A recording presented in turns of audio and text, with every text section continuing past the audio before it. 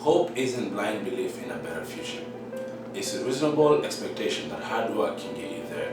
There's no denying that sometimes bad luck can derail even the most promising of lives. Still, as long as there are real opportunities for progress, hope can thrive. And because of its basis in reality, hope can inspire people to move mountains. There's no better motivator than the knowledge that your efforts have a legitimate chance of paying off.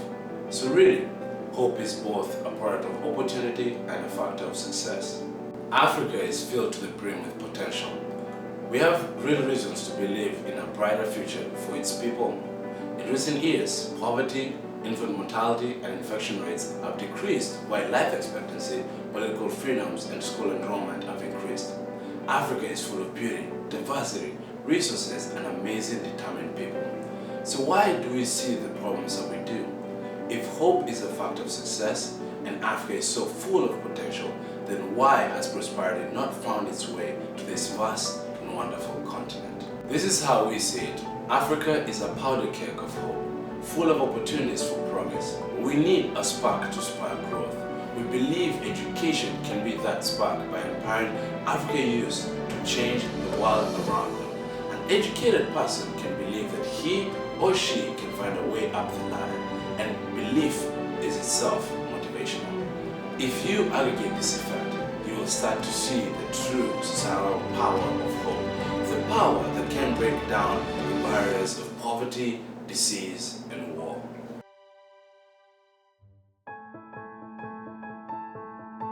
What makes education such a powerful force? Humanity has known about the individual benefits of education for ages. That's why parents have always gone to such lengths to educate their children. But we also know that there is more to it than that. We know that we are better off if your neighbor is educated. And that is why so many countries have made education a public enterprise. Let's explore 4 benefits of education and see how they can help society at large. Productivity. This is usually what we think of when we consider the advantages of being educated. A child who has gone through school is more likely to be an effective and productive worker, thus he or she is more likely to get hired. What does that look like on the macro scale? Well, it means a larger, more productive workforce for a country, which typically leads to economic success. Businesses that have more qualified people to hire and the workers generate more output than they would if they were not educated. A Cisco study concludes that most studies find evidence of higher GDP growth in countries where the population has, on average, completed more years of schooling. The connection between education and economic performance is both logical and demonstrated by economic studies. Health. Think about your elementary and middle school days. Did you learn that keeping clean, washing your hands can stop the spread of disease? Did you later learn that contraception can protect against viruses like HIV? How about just the basics of how infections spread? This is fundamentally important information that goes a long way towards keeping a society healthy. Going to school is the easiest and best way for children to access that information. According to the World Bank, the education of children and the youth merits high priority in a world affected by HIV/AIDS. It merits priority because a good basic education itself ranks among the most effective and cost-effective means of HIV and AIDS prevention. Additionally, the World Bank calls education an effective social vaccine, with the risk of HIV and AIDS infection cut in half for children that stay in school. While there are certainly other pieces to the complicated puzzle of stopping the AIDS epidemic, education must be considered one of the most important. This all suggests a simple conclusion: education leads directly to a healthier world. Citizenship. Democracy is more prevalent now than ever before, as people continue to fight for a say in the decision-making process. The success of modern governments around the world depends on the participation of the people they govern. Whether it's voting, running for office, or protesting, educated people tend to be more engaged with the public realm, and that is a very good thing. Education helps to make people true citizens in that they are more likely to participate in the political process in an informed and productive way. Take for example the following statistic from the OECD. In the 27 OECD countries surveyed, the gap between the voting rates of high and low educated 24 to 34-year-olds is 27%. The same report also says that similar associations to those between education and civic engagement exists for the relationship between education and volunteering, public interest, and engagement in social activities.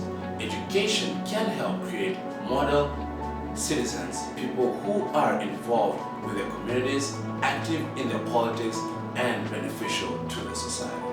Hope. Hope again is a realistic expectation that if you put in the effort, you have the opportunity to change your path. When a child goes to school, they're given hope. Consider the different mentalities of a school-age child who's been educated and the one who is not. The former probably has more to look forward to than the latter. More possibilities and thus more hope. And a hopeful mind does not lend itself easily to destitution and violence. Rather, it enables students to envision a better future, which is the first step towards achieving that future. For example, out of 10 countries with the lowest primary school enrollment between 1990 and 2005, 8 experienced conflict. Each additional year of schooling reduces the risk of a school-aged boy engaging in conflict by 20%. If a country has 87% enrollment in primary school, it can expect a 75% reduction in the risk of experiencing conflict. Give a generation reason to hope, and they will reward you with peace and stability. And with peace and stability, it is much easier to construct a healthy, productive, and prosperous country. It's a virtuous cycle whose effects ripple for generations. So what can each of us do to foster hope around the world? Hope for Africa is a non-profit organization that provides an opportunity for young Americans to partner with young Africans. We believe that together we can help bring long-term prosperity to Africa. To us, the best way to do this is through education. So we work with partner schools in Kenya to fill the funding gap between what they have and what they need. The term partner here is key. We have a constant dialogue with the schools because nobody knows what they need better than the principals and the teachers. We're a small organization, but we're growing fast. After 5 years, during which we invested over $40,000 at our partner schools, we have our eyes set on larger goals. These are a few of the stories of the people who have carried us this far. I first heard about Hope for Africa way back in high school. I was desperate for a club to join, and Hope for Africa presented itself. I really stuck with it though because it was easy to see the impact of the work we were doing, and I just loved helping the schools out in Kenya. I heard about Hope for Africa through Moses, like most people. I thought his story was extremely inspiring and something that I could definitely get behind. And I just felt it was a great way to get involved at Iowa State right off the bat.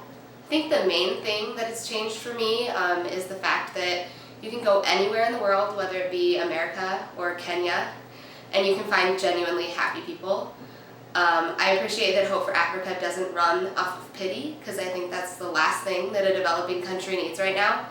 And so, I don't know, I thought that that was something that I could really support. Hope for Africa has shaped my college experience in the most positive of ways. I get so excited to go to the meetings. It's something I look forward to all the time.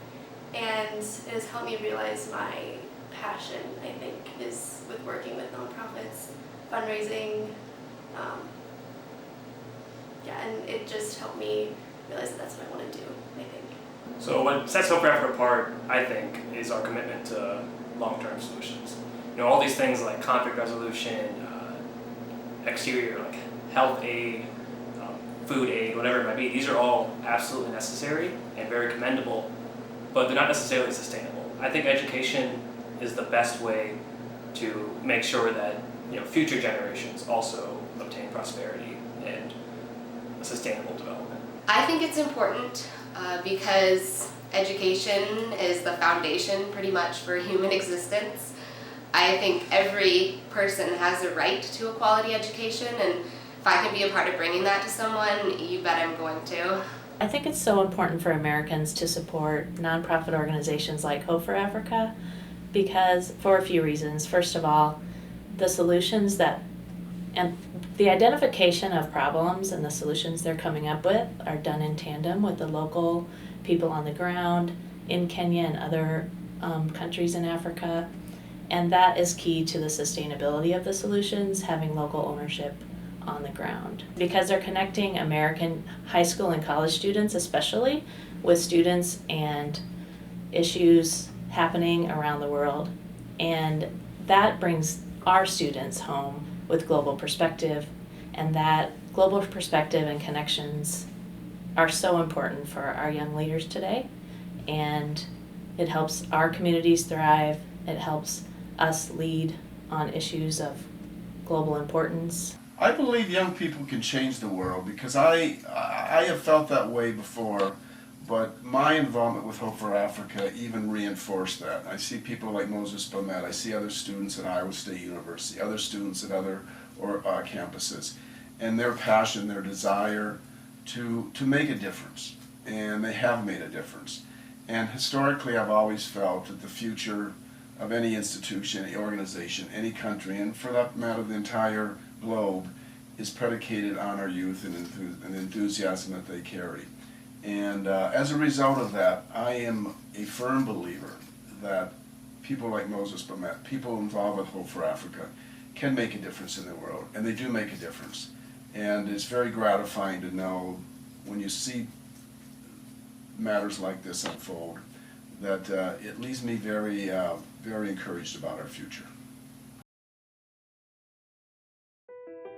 Few will have the greatness to bend history itself, but each of us can work to change a small portion of events.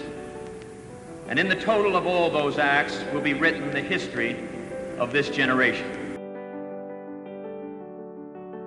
Odds are that your individual actions will significantly alter the trajectory of humanity. But is that any reason not to try? As Kennedy said, whatever small good an individual can do, when combined with the deeds of all other people, will shape history. So don't give in to cynicism. Don't let the enormity of today's problems intimidate you into inaction. Many in Africa, many in the world are impoverished and suffering, but education can help foster sustainable prosperity. This is hope, seeing realistic potential for a better future. Whatever action you take to help educate the world will join the actions of others in changing our path. There is comfort in apathy and cynicism, sure, but the glory will go to the proactive idealists, those who act in the most challenging of circumstances for the betterment of society. You have the opportunity to help write history. Will you take it?